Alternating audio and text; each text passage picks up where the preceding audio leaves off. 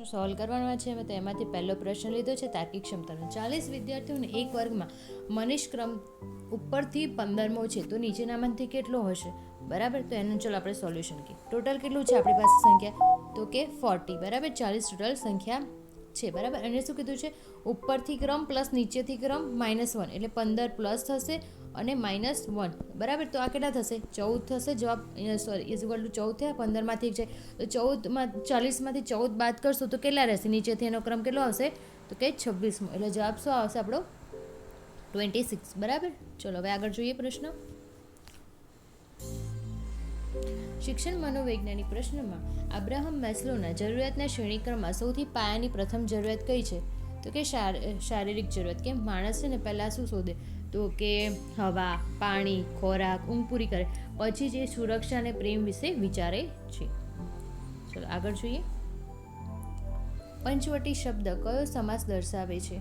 તો કે દ્વિગુ. બરાબર, સમાસનો પૂર્વ પદ જે છે એ નંબર હોય, બરાબર, અને આખા સમૂહનો અર્થ દર્શાવ હોય તેને દ્વિગુ સમાસ કહેવાય.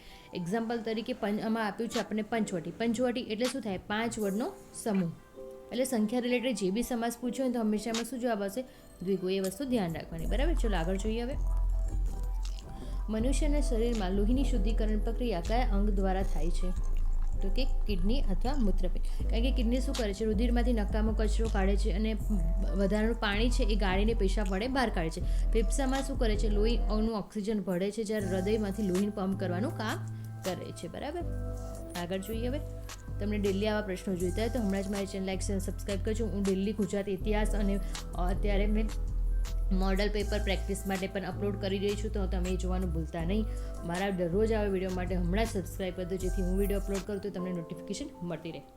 Copper is dash is useful metal. શું આવશે? સાયન્સ પ્લસ ઇંગ્લિશ બંનેનું કોમ્બિનેશનમાં થયું છે. શું આવશે? બોલો જવાબ. તો કે એ જવાબ આવશે. કેમ? યુઝફુલનો અર્થ થશે યુ તરીકે આપણે બોલીએ છીએ યુ.